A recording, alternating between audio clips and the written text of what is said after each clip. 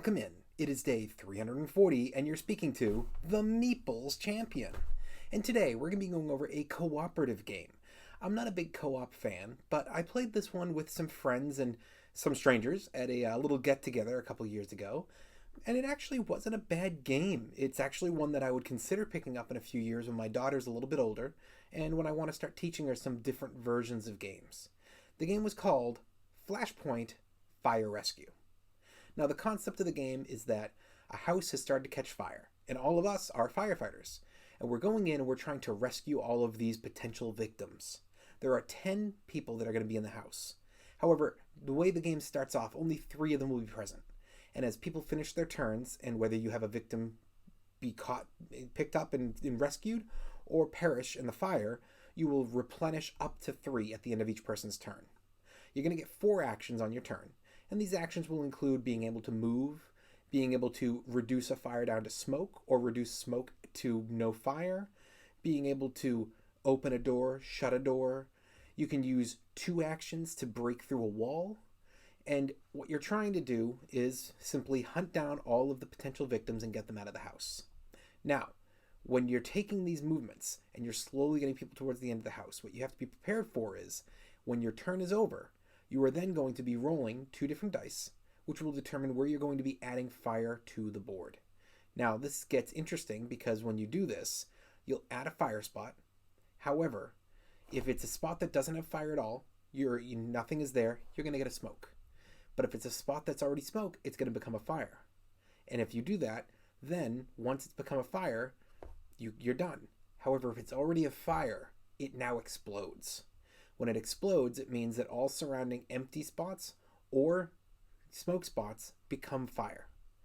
And if there's any other fire spots directly adjacent, left, right, above, or below, you're going to cause a chain event that will basically go all the way to the end until you reach the end of the fire, and the next spots will basically light fire.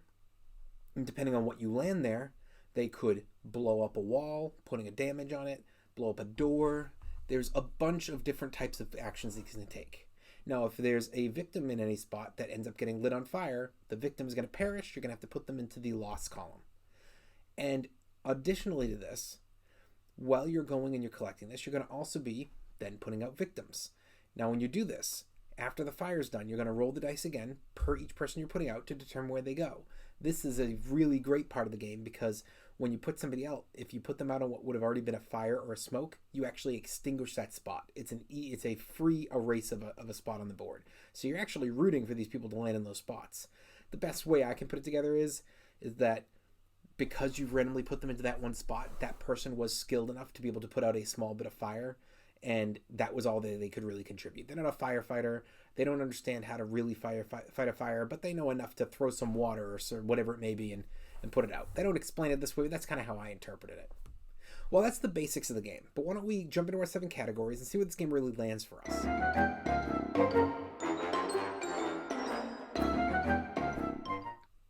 When it comes to the art, the front of the box does an okay job. I mean, it's just a firefighter, going forward.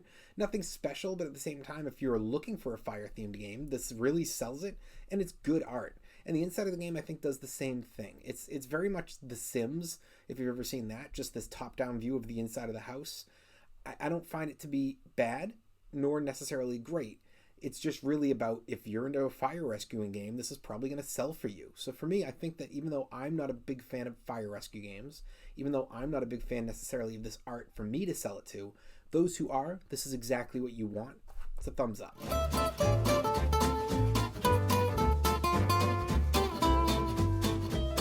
Your components. The components are a couple of dice and then a bunch of cardboard pieces to represent fire, smoke, doors. You get some wooden cubes to represent for whenever you're breaking through a wall. You've got a bunch of these different items. So for me, they actually do a good job in putting these together, as well as all the cards that represent your characters.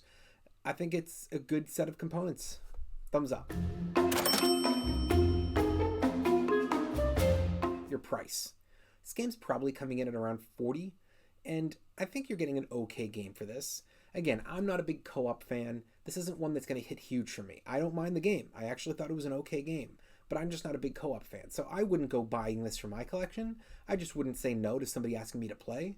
That being said, I think that if you are a co-op fan, if you're looking for a fire-themed game, this is a game that you will find. It's probably in 2, maybe 3 to 5 board game stores. It's online. I don't think you're going to find this at a Target or in a Barnes & Noble, but it's a game that you can get and it's not too expensive. It's a thumbs up.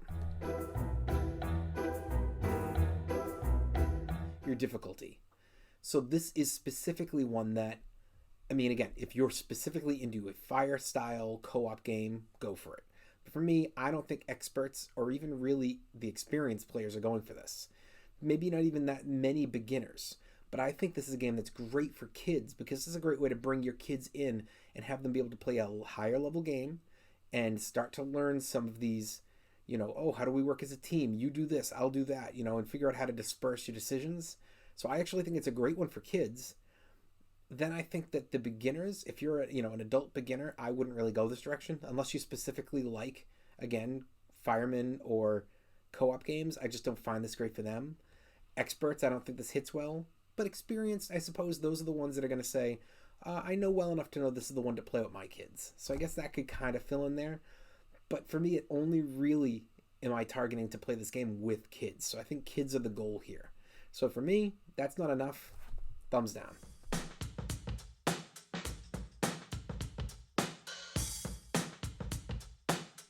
Replayability.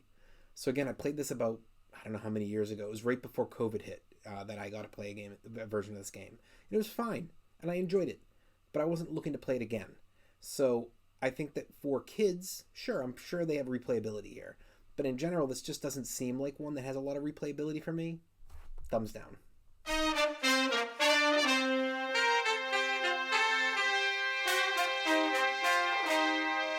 Your keys to victory.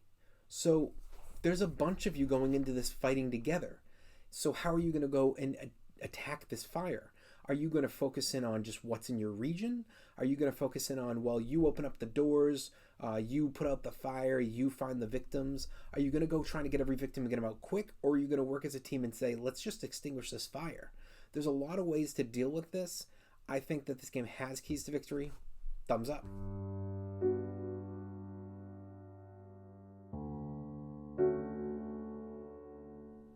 Is the game unique?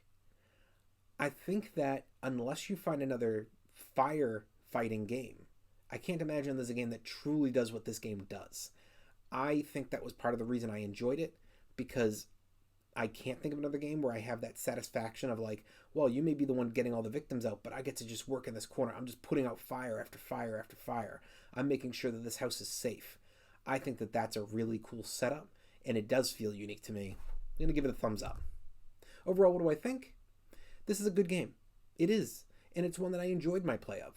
I wouldn't want to put it in my collection because I'm not a big co-op person, and firefighting isn't necessarily something that I'm getting excited to go play a board game version of.